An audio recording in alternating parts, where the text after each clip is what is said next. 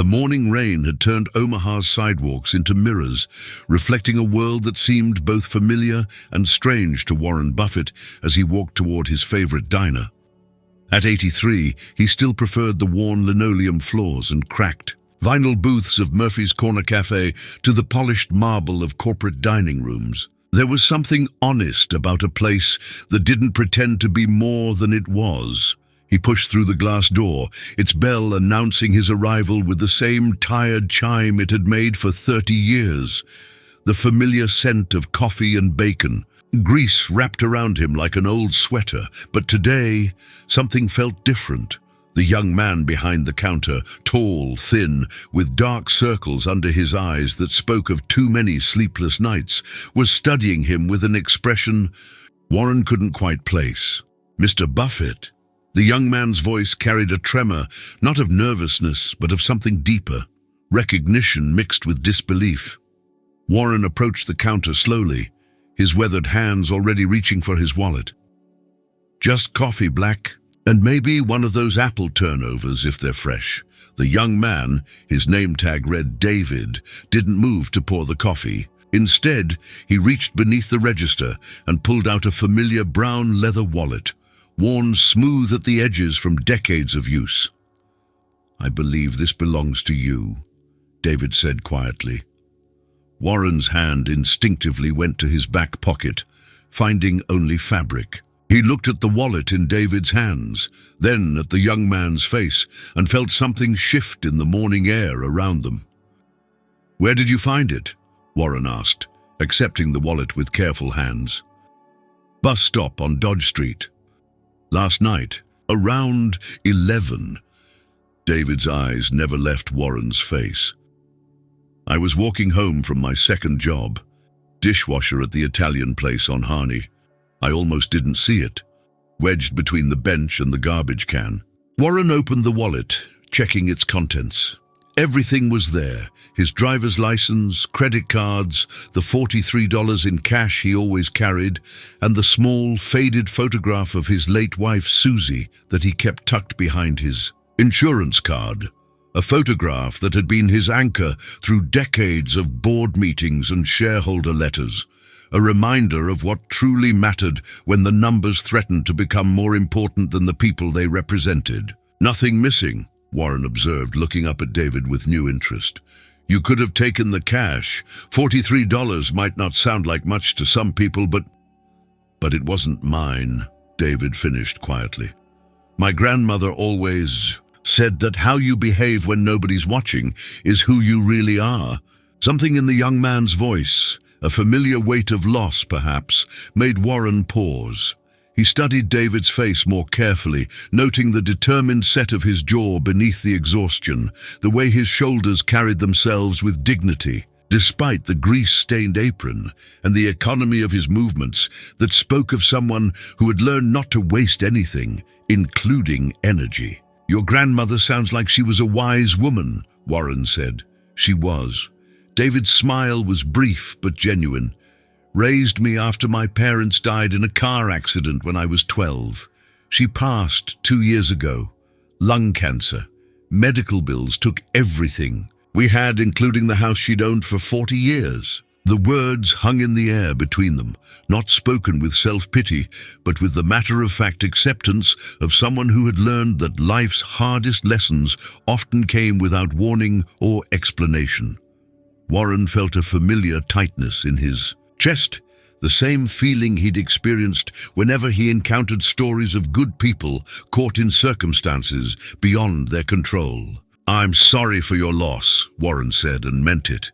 "She raised you well." David nodded, then seemed to remember where he was. "Your coffee," he said, turning to pour from the pot that had been brewing behind him. "And the turnover on the house. That's not necessary." "It is to me." David set the cup down with steady hands. "You've given me jobs for 3 years without knowing it. This place, the Italian restaurant, the grocery store I stock shelves at on weekends, they're all tenants in buildings you own. The rents you charge a fare below market rate. Lot of landlords around here aren't so considerate." Warren felt something unexpected, a moment of recognition that went deeper than business. He had indeed kept rents reasonable in his properties, not from any grand philanthropic gesture, but because it seemed like the right thing to do. He had never considered the human faces behind those monthly payments, the young men working 3 jobs to keep themselves afloat while holding on to their dignity. "What are you studying?" Warren asked, settling onto one of the counter stools. "Computer science at UNO. Night classes mostly. Takes longer that way, but I can work during the day." David wiped down the counter with practiced efficiency. "I'm in my senior year. Graduate in December if I can make the last tuition payment." "How much do you need?" The question came out before Warren had fully formed the thought. David looked up surprised. I didn't tell you that to ask for anything," David said quickly. "I just wanted you to know that returning your wallet was nothing compared to what you've already done without knowing it." "I know," Warren said gently. "But I asked anyway. How much?" David hesitated, clearly uncomfortable. $3,800. Seems like an impossible number when you're making minimum wage, but he shrugged. "I've got time. Another year of saving, maybe 2, and I'll have it." Warren sipped his coffee, thinking. The amount was less than he spent on lunch. Some days, a rounding error in the grand scheme of his financial world. But he knew that simply writing a check would rob David of something important, the satisfaction of earning his way, the dignity of achievement that came from struggle overcome through personal effort. "Tell me about your plans after graduation," Warren said instead. David's face brightened slightly. "I want to start a small business. Nothing fancy, computer repair, maybe some basic programming for local businesses. There's a need for it here. People who can't afford the big companies but need help with technology. I've been fixing computers for neighbors since I was 15. It's honest work, and I'm good at it." Warren nodded slowly. There was something in David's vision that reminded him of his own early days, the recognition of a genuine need, the confidence to meet it, the humility to start small and build carefully. All the elements of a sound business philosophy, learned not from textbooks, but from necessity and observation. Have you given thought to business structure, financing, the regulatory requirements? "Some," David admitted. "I've been reading everything. I can find at the library books about small business, entrepreneurship. I know I have a lot to learn." Warren felt a familiar stirring, the same excitement he'd experienced when he first discovered Ben Graham's writings on value investing, or when he'd realized that Coca-Cola wasn't just a beverage company, but a global brand built on simple human and pleasures. Here was a young man with the right instincts, the right character, but lacking only the knowledge and opportunity that circumstance had denied him. "There's a man I'd like you to meet," Warren said carefully. "His name is Tom Mitchell. He runs a small investment fund here in Omaha, focuses on local businesses. Good man, honest, knows how to spot potential. He might be interested in hearing about your plans." David looked skeptical. "Mr. Buffett, I appreciate the thought, but I'm nobody special. I'm just trying to finish school and maybe start something small. I'm not the kind of person investment funds pay attention to." "You returned a wallet when you could have kept the cash," Warren said quietly. "You're working 3 jobs to pay for school. You're caring for yourself without asking for handouts. You have a clear vision for serving your community. Trust me, that's exactly the kind of person Tom Mitchell pays attention to." The bell above the door chimed as another customer entered, an older woman with a walker who nodded at Warren with the casual familiarity of a regular. David moved to serve her, their conversation about coffee preferences carrying the comfortable rhythm of a relationship built on small daily kindnesses.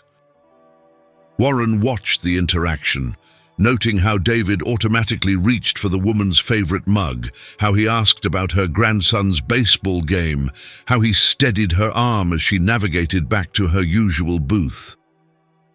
These were the moments that mattered, Warren realized. Not the grand gestures that made headlines, but the accumulation of small considerations that created the fabric of a community. David understood this instinctively, lived it without thinking about it. In a world increasingly dominated by algorithmic efficiency and digital distance, it was someone who still saw each transaction as a human connection. When David returned to the counter, Warren was already writing on a napkin. "Tom's number," he explained, sliding it toward the young man. "Tell him I suggested you call. Don't mention the wallet. Just tell him you're a student with a business plan who could use some guidance." David stared at the napkin.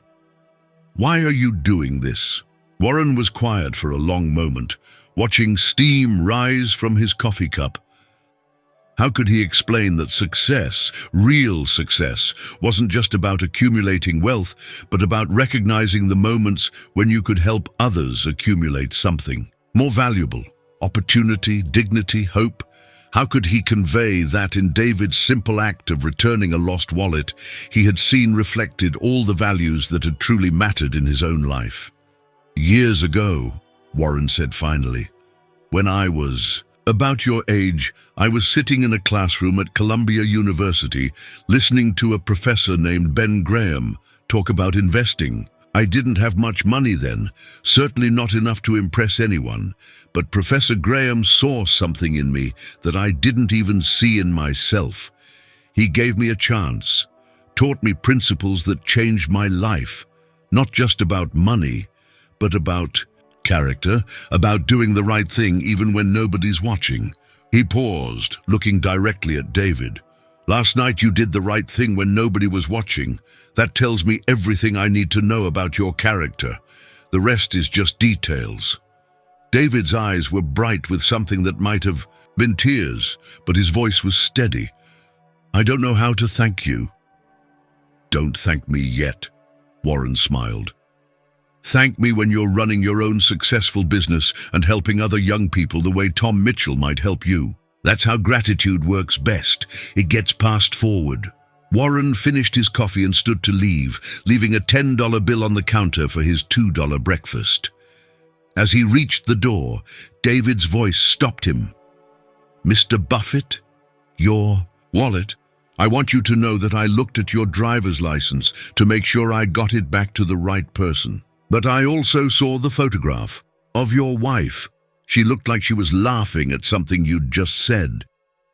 Warren's hand tightened on the door handle.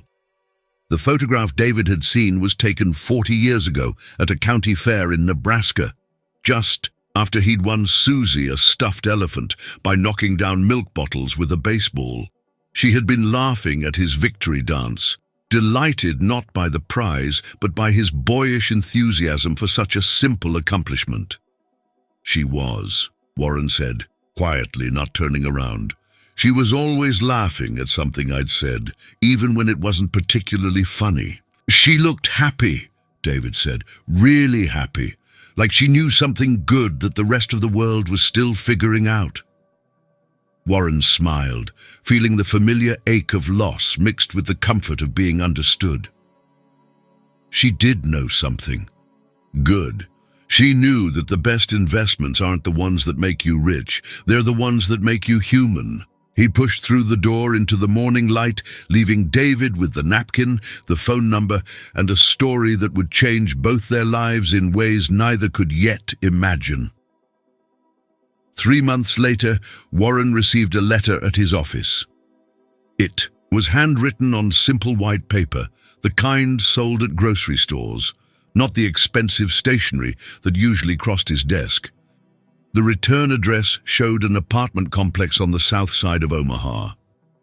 "Dear Mr. Buffett," it began, "I wanted to let you know that I called Tom Mitchell and we met for coffee last week. At Murphy's Corner Cafe, of course. He listened to my business plan and asked me about 30 questions I hadn't thought of, but in a way that made me excited to find the answers rather than discouraged that I didn't know them already. He's agreed to provide a small loan to help me finish school and get my business started. Nothing fancy, just enough to buy some equipment and rent a small space. But he said something that reminded me of you. He said that the best investments are the ones where you can't lose, because either the business succeeds or you learn something. valuable about people and life. I graduate next month. My business, Heartland Tech Solutions, opens in January. I'm already lined up to do computer work for several local businesses, including the Italian restaurant where I used to wash dishes. The owner said she's been needing help with her accounting software for months, but couldn't afford the big companies. I've been thinking a lot about what you said about gratitude getting passed forward. I've started a small scholarship fund at, just $50 a month right now, but it's growing. For students who are working their way through school like I was. Tom Mitchell helped me set it up properly, said it would teach me about fiduciary responsibility. I still work at Murphy's Corner Cafe on weekends. I like the people there, and I think it's important to remember where I came from. Plus, Mrs. Henderson, the lady with the walker, always asks about my progress and tells me she's proud of me. That's worth more than any amount of money. I wanted to thank you, but I know you don't want thanks. So instead, I'm making you a promise. Someday, when I'm successful enough to make a real difference, I'm going to find a young person who reminds me of myself. Someone honest, working hard, just needing a chance, and I'm going to pass forward what you passed to me. Not just the money or the introduction, but the recognition that everyone deserves to be seen for who they really are, not just what they appear to be on the surface. Your friend, David Chen P.S. I still have your napkin with Tom's number on. I framed it and hung it in my new office, a reminder that sometimes the most important business deals are handwritten on napkins in diners. Warren read the letter twice, then carefully folded it and placed it in the same drawer where he kept his most important correspondence. Thank you notes from Berkshire Hathaway shareholders, letters from the recipients of his philanthropic efforts, and a birthday card from Susie that he'd saved for 30 years. That afternoon, he walked back to Murphy's Corner Cafe. David was behind the counter, wearing a button-down shirt under his apron instead of the old T-shirt Warren remembered. He looked up as Warren entered, his face breaking into a grin. "The usual?" David asked. "The usual," Warren confirmed, settling onto his regular stool. As David poured the coffee, Warren noticed a small frame newspaper clipping on the wall behind the register. "Local Student Start Scholarship Fund," the headline read, with a photograph of David shaking hands with the Dean of the Computer Science Department. "Congratulations," Warren said, nodding toward the clipping. David followed his gaze and shrugged modestly. "Small start, but it's something. Mrs. Henderson cut it out and insisted I put it up. She said it would inspire other young people to see what's possible. Mrs. Henderson is a wise woman. She is. She also said something else. She said that sometimes angels come disguised as ordinary people, and you never know when you might be entertaining one." Warren laughed softly. "I think Mrs. Henderson has been reading too much scripture." "Maybe," David said, setting down the coffee cup. "Or maybe she's just good at recognizing when ordinary people do extraordinary things without thinking about it." They sat in comfortable silence for a moment, Warren sipping his coffee, David wiping down glasses that were already clean. The lunch rush wouldn't start for another hour, and the cafe held that peaceful quiet that comes between the morning's purpose and the afternoon's bustle. "I've been thinking about something you said," David said eventually. "About the best investments, being the ones that make you human. What about it? I think I understand now. When I returned your wallet, I wasn't thinking about it as an investment. I was just doing what felt right. But it paid dividends anyway, not in money, but in the chance to meet you, to learn from Tom Mitchell, to start building something meaningful." David paused, considering his words carefully. "And now, with the scholarship fund, I'm making the same kind of investment. I don't know which students will benefit from it or how they'll use the opportunity. But I know that somewhere down the line, someone will get a chance they wouldn't have had otherwise. That's a return you can't calculate on a spreadsheet." Warren nodded slowly. This was the lesson he had spent a lifetime learning and relearning. that the most valuable investments were often the ones that couldn't be quantified, the ones that paid dividends in human potential rather than financial returns.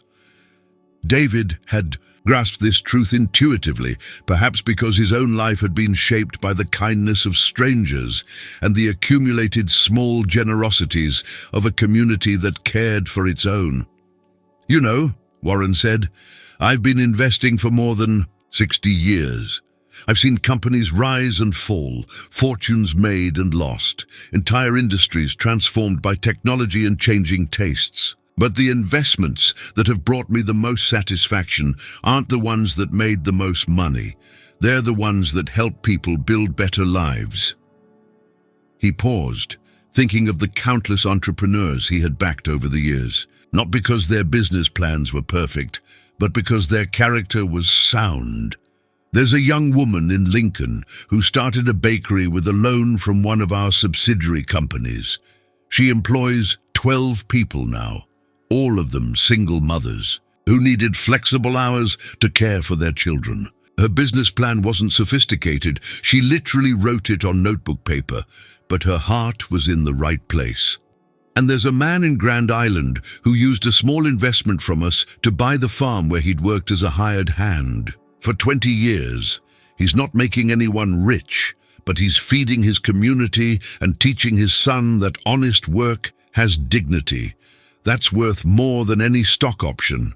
David listened intently, understanding that Warren was sharing something important, not just business philosophy, but life philosophy. The cafe around them held its afternoon quiet, sunlight streaming through windows that needed cleaning, illuminating. Dust motes that danced in the warm air like tiny possibilities. "I want to tell you something," David said quietly, "about the night I found your wallet." Warren looked up, curious. "I almost didn't stop. It was late. I was tired. I just wanted to get home and study for an exam. I actually walked past the bus stop the first time, but something made me turn around. Maybe it was my grandmother's voice in my head telling me that we don't get to choose when opportunities to do right present themselves." David's hands were still, no longer wiping the already clean glasses. "When I picked up your wallet and saw your name on the driver's license, I knew who you were, of course. Everyone in Omaha knows Warren Buffett. For a moment, just a moment, I thought about what $43 could mean to someone like me. Groceries for a week, a textbook I needed for class, gas money to last until my next paycheck." Warren said nothing, sensing that David needed to tell this story completely. "But then I thought about what my grandmother would say if she knew I'd stolen from anyone, even someone who wouldn't miss such a small amount. And I realized that it wasn't about the money at all. It was about who I wanted to be when no one was watching. It was about honoring the woman who raised me to believe that character is the only possession that truly belongs to you." David looked directly at Warren, his young face serious with the weight of understanding. "That's when I knew I had to return it. Not because it was Warren Buffett's wallet, but because it wasn't mine. The amount didn't matter. The person didn't matter. What mattered was doing what was right, even when, especially when, it cost me something." Warren felt a familiar tightness in his throat, the same emotion he had experienced when he first heard Charlie Munger talk about the importance of deserving what you want, or when he read about Ben Graham's quiet acts of charity that never made the newspapers. Here was a young man who understood, without being taught, the fundamental truth that had guided Warren's own life, that integrity was not a strategy, but a way of being, not a means to an end, but an end in itself. "Your grandmother would be proud," Warren said simply. "I hope so. I think about her every day. Not just when I'm making decisions, but when I'm grateful for something, or when I see something beautiful, or when I meet someone kind. Like she's still here, sharing the experience with me." Warren knew that feeling intimately. Even now, years After Susie's death, he still found himself turning to share a joke or an observation with her, still hearing her voice in moments of doubt or decision. Love, real love, didn't end with death. It transformed, becoming a permanent part of how you saw the world and moved through it. "She is still here," Warren said gently. "In every choice you make that honors what she taught you. In every act of kindness you show to someone who can't repay you. In every moment when you choose to be generous instead of calculating. That's how love survives, not as memory, but as action." The afternoon light was beginning to shift, taking on the golden quality that comes before evening. Soon, David would need to prepare for the dinner rush, and Warren would return to his office for his usual afternoon review of reports and correspondence. But for now, they sat in the comfortable quiet of two people who had found something unexpected in each other. Recognition, understanding, the rare gift of being truly seen. "I have something for you," David said, reaching under the counter. He pulled out a small wrapped package, clearly chosen with care from the modest selection at a local gift shop. Warren accepted it with surprise. "What's the occasion?" "No occasion. Just thank you for seeing something in me that I'm still learning to see in myself." Warren unwrapped the package to reveal a simple coffee mug, white ceramic with blue lettering that read, "World's Greatest Teacher." It was the kind of gift that cost less than $10, but was chosen with the kind of thought that made it priceless. "I know you have plenty of fancy mugs," David said, a little embarrassed, "but I wanted to give you something that would remind you that the most important lessons aren't always taught in classrooms or boardrooms. Sometimes they're taught in diners by people who don't even know they're teaching." Warren turned the mug in his hands, feeling its weight, noting the imperfect glaze that spoke of mass production and honest simplicity. It was exactly the kind of gift that would sit on his office desk, holding his afternoon coffee while he reviewed quarterly reports. A daily reminder of what mattered most in the calculations of a life well lived. "I'll treasure it," Warren said, and meant it. "And I'll think of you and your grandmother every time I use it." As he prepared to leave, Warren felt the familiar reluctance that came at the end of meaningful conversations, the desire to linger in moments of genuine connection that were rarer than most people realized. But he also felt something else, the satisfaction of recognition, the deep pleasure of seeing potential fulfilled and character rewarded. "David," he said as he reached the door, "I want you to know that finding your wallet wasn't the favor you did for me. The favor was showing me that there are still young people like you in the world, people who understand that what we do when nobody's watching is who we really are." David smiled, the expression transforming his tired face into something bright, with possibility. "Thank you, Mr. Buffett, for everything, but especially for treating me like I mattered before you knew whether I did." Warren paused, his hand on the door handle, struck by the simple wisdom of that observation. In a world increasingly divided between those who had and those who had not, between those who mattered and those who were invisible, David had identified the crucial element that made all the difference: the willingness to see each person as inherently valuable, regardless of their circumstances or apparent usefulness. "You mattered the moment you chose to return that wallet," Warren said quietly. "Everything else was just details." 5 years later, Warren received an invitation printed on expensive cardstock, the kind used for important announcements. "Heartland Tech Solutions celebrates 5 years of service to the Omaha community," it read, with a photograph of a ribbon-cutting ceremony outside a modest but well-maintained storefront. The invitation included a handwritten note. "Dear Mr. Buffett, Heartland Tech now employs 8 people and serves over 200 local businesses. Our scholarship fund has helped 12 students complete their education. Tom Mitchell has become a mentor and friend, and we're opening a second location next month.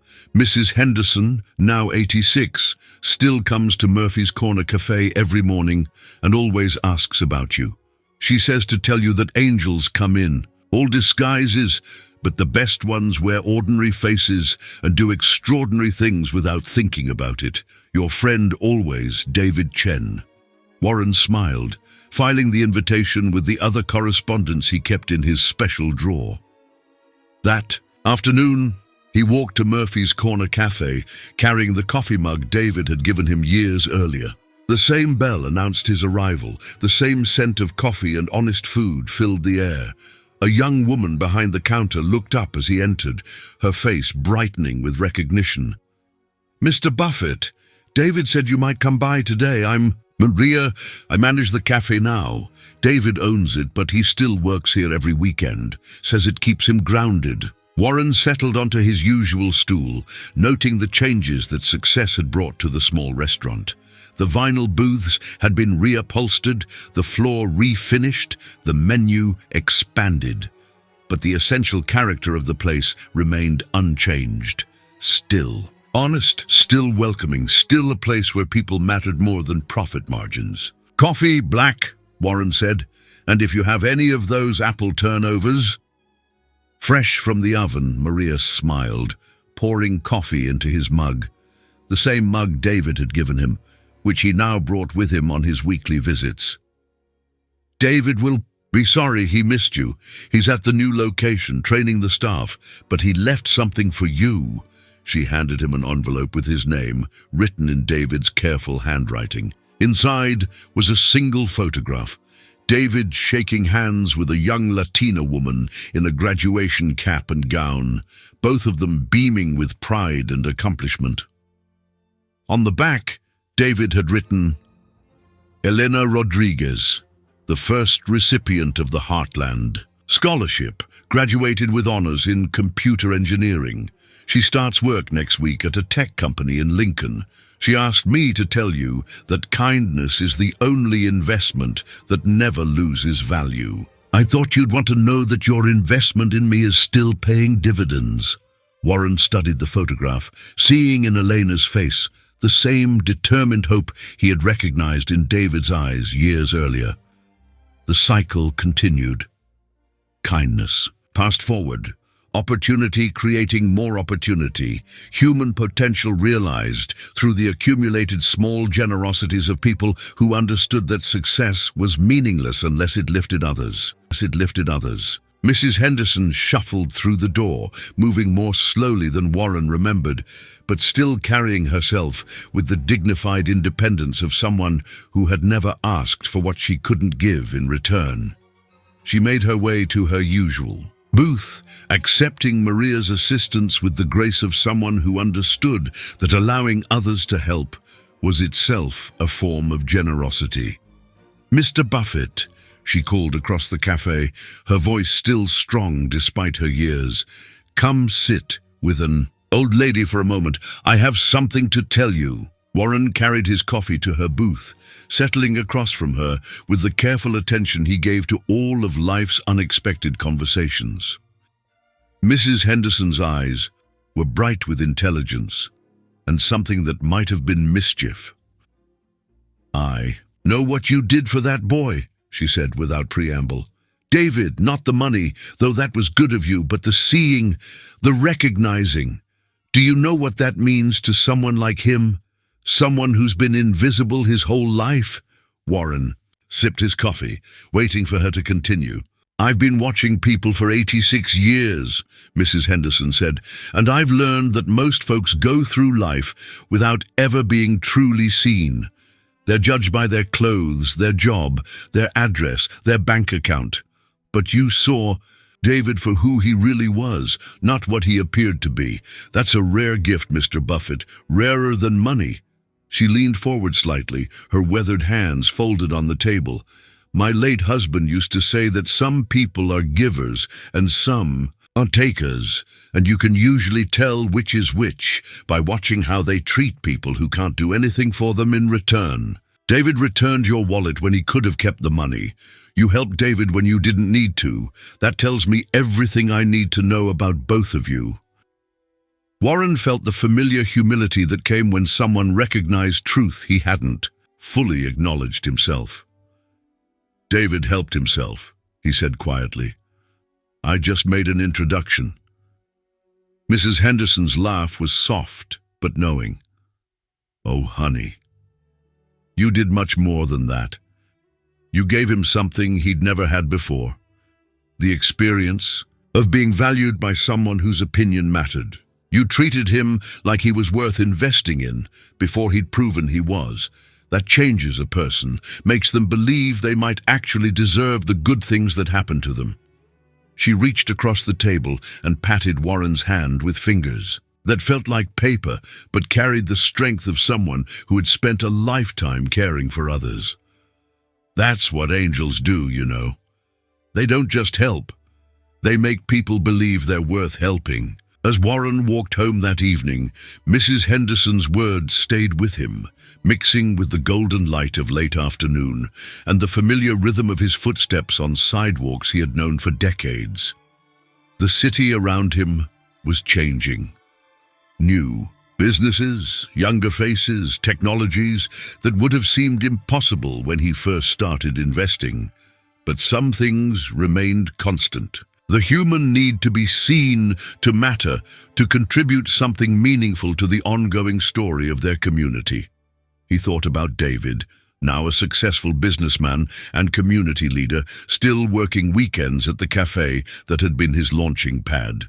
He thought about Elena Rodriguez, starting her career with the confidence that came from knowing someone believed in her potential. He thought about the 12 students who had received scholarships, the hundreds of local businesses that had found reliable tech support, the 8 people who had found meaningful employment at Heartland Tech Solutions, all of it traced back to a moment of choice at a bus stop on a rainy night when a tired young man had decided to do the right thing, even when nobody was watching. That single decision had created ripples that were still expanding, touching lives in ways that couldn't be measured in quarterly reports or portfolio performance. Warren reached his front door as the sun was setting, painting the sky in shades of gold and crimson that reminded him of autumn evenings with Susie, walking through their neighborhood and talking about their dreams for the future. She would have loved this story, he realized. She would have appreciated the quiet heroism of it, the way ordinary people had chosen to be extraordinary in moments that mattered. Inside, he placed David's coffee mug on his desk, next to the photograph of Susie at the county fair, still laughing at something he'd said 4 decades ago. Tomorrow there would be meetings and decisions, reports to read, and investments to consider. But tonight, there was just the satisfaction of knowing that the most important investment he'd ever made couldn't be found on any balance sheet. 10 years after the morning when David had returned his wallet, Warren Buffett announced his retirement from active management of Berkshire Hathaway. The business press focused on succession plans and market implications, but Warren's final letter to shareholders contained a paragraph that few reporters understood. The measure of a successful life is not the wealth accumulated or the deals completed, but the number of people whose potential was recognized and nurtured. The best returns are not calculated in dollars, but in the dreams fulfilled by those who came after us. My greatest investment was never in any company, but in the recognition that character, when properly supported, compounds at a rate that no financial instrument can match. David Chen, now the owner of a small but thriving tech empire and a major supporter of educational initiatives throughout Nebraska, read those words in his office overlooking downtown Omaha. On his wall hung a framed napkin with a phone number written in Warren Buffett's careful handwriting, and next to it a photograph of his grandmother, smiling with the quiet satisfaction of someone who had raised a good man. That evening, David walked to Murphy's Corner Cafe, where he still worked weekend shifts, not because he needed the money, but because he needed the reminder of where he'd come from and what mattered most. Mrs. Henderson was in her usual booth, now 91, and still holding court with anyone who needed a dose of hard-earned wisdom. "Did you see the news about Mr. Buffett?" David asked, sliding into the seat across from her. "I did."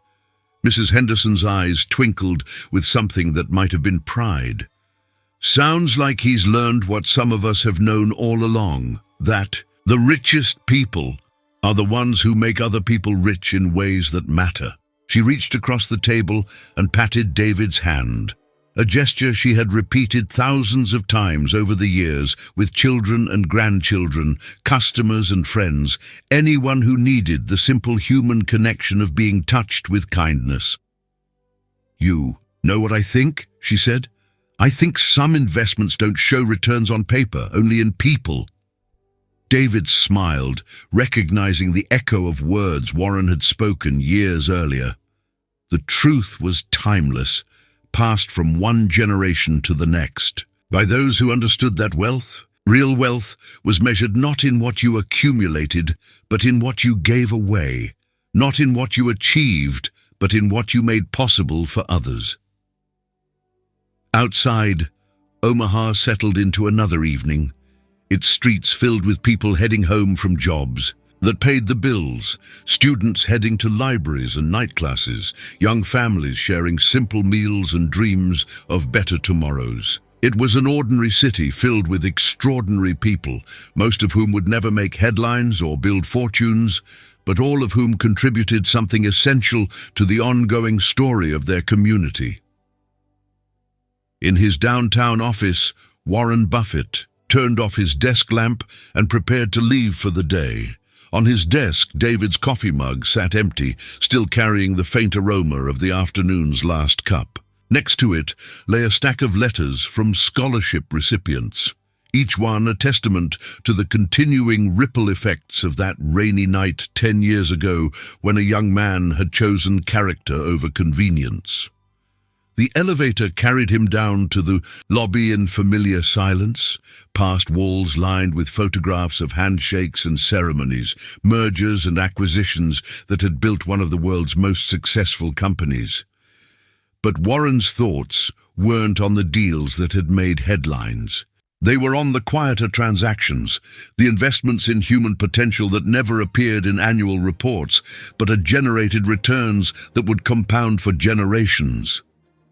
He stepped onto the sidewalk as the first streetlights flickered on, joining the golden glow of windows where families were gathering for dinner, where students were opening textbooks, where dreams were being quietly nurtured in the space between what was and what could be. The evening air carried the scent of autumn, reminding him of seasons past and seasons yet to come. Warren walked slowly through downtown Omaha, past the buildings he owned and the businesses he had helped create, but also past the smaller enterprises that truly made the city alive. The family restaurants and neighborhood stores, the barber shops and bookshops where people gathered not just to buy and sell, but to connect, to belong, to be part of something larger than themselves. At the corner of Dodge and 16th, he paused at the bus stop where David had found his wallet all those years ago. The bench had been replaced, the shelter updated, but the location remained the same, an unremarkable spot where something remarkable had begun. Warren smiled, thinking about all the moments of choice that happened at places just like this. Quiet decisions that shaped the trajectory of lives and communities in ways that could never be predicted or measured. A young woman hurried past, clutching a textbook and glancing at her watch with the expression of someone trying to balance work and school, dreams and necessities. She reminded Warren of David at that age, carrying the weight of responsibility, but also the lightness of possibility. He wondered what choices she would face, what moments of character would define her path, what investments in her future were waiting to be made by people who had learned to see potential where others saw only circumstances. The thought stayed with him as he continued walking, past Murphy's Corner Cafe where the dinner crowd was settling in for conversations over comfort food, past the Italian restaurant where David had once washed dishes and now provided technical support, past the apartment complex where David had lived when $43 seemed like a fortune and graduation felt like an impossible dream. Warren reached his home as full darkness settled over the city, bringing with it the soft glow of porch lights and the warm rectangles of windows, where life was happening in all its ordinary, extraordinary forms. He paused on his front steps, looking back at the skyline he had helped shape, but which had been shaped even more by the accumulated dreams and efforts of people whose names would never appear on buildings, but whose contributions made everything else possible. Inside, he prepared a simple dinner and sat at his kitchen table with the newspaper, reading about market fluctuations and economic indicators, political developments and technological advances. But his attention kept drifting to a small item on the local page. Heartland Scholarship Program reaches $100,000 milestone. The brief article mentioned David Chen's expanding educational initiative and quoted Elena Rodriguez, now a successful engineer and board member of the Scholarship Fund, talking about the importance of giving young people the chance to be seen for who they really are, not just what they appear to be. Warren smiled, recognizing his own words reflected back to him through the voice of someone whose life had been changed by their truth. This was how wisdom traveled, not through grand pronouncements or published treatises, but through the quiet passing of understanding from one person to another, each carrying the lesson forward in their own way, adapted to their own circumstances, but faithful to its essential meaning. After dinner, he walked to his study and sat at the desk where he had written countless letters to shareholders, explaining investment strategies and business philosophies, defending decisions and outlining visions for the future. But tonight, he pulled out a sheet of simple stationery and began writing by hand, his pen moving slowly across the paper with the deliberate care of someone crafting words meant to last. "Dear David," he began, "I read about the scholarship program, reaching its milestone, and I wanted you to know how proud I am of what you've built. Not just the business success, though that's impressive, but the way you've used that success to create opportunities for others. You've learned the most important lesson of investing, that the best returns come not from what you accumulate, but from what you help others achieve. I've been thinking lately about legacy, about what we leave behind when we're no longer here to manage our investments or guide our companies. Buildings can be torn down, fortunes can be lost, even the most successful businesses eventually fade into history. But the investment you made in Elena Rodriguez, and the investment she's now making in the next generation of students, and the investment they'll make in those who come after them, that's the kind of compound interest that never stops growing. Your grandmother would be proud, not just of your success, but of your character. She raised you to understand that what we do, when nobody's watching, is who we really are. But I want you to know that somebody is always watching, the people whose lives we touch, the communities we serve, the future generations who will inherit the world we're building with our daily choices. You returned a wallet because it was the right thing to do.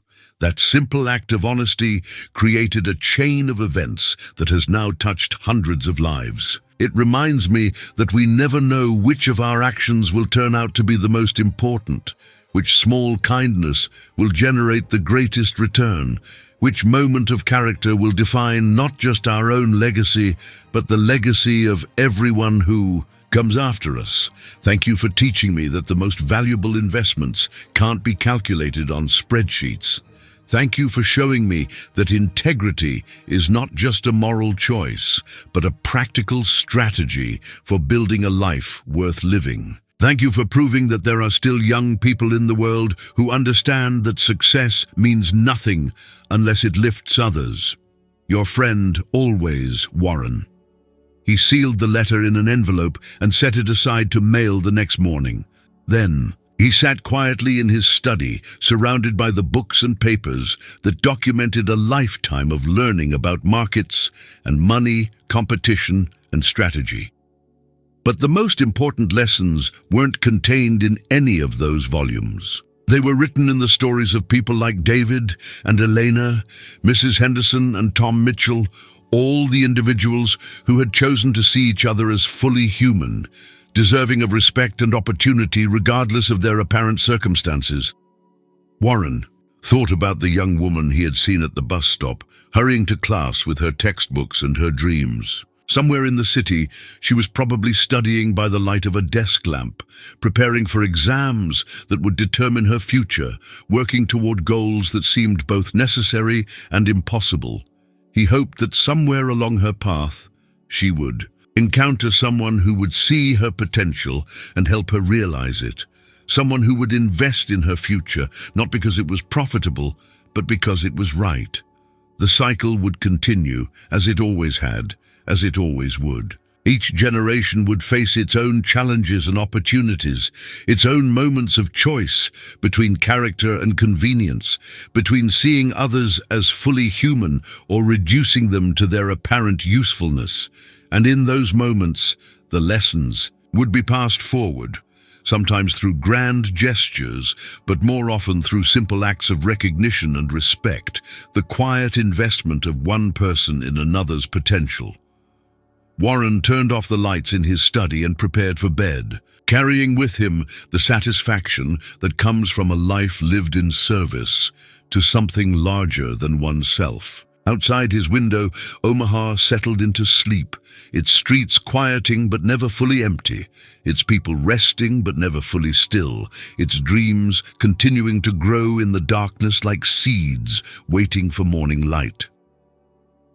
In apartments and houses throughout the city, students were studying, parents were reading bedtime stories, entrepreneurs were sketching business plans on napkins, and young people were making the kinds of choices that would determine not just their own futures, but the future of their community.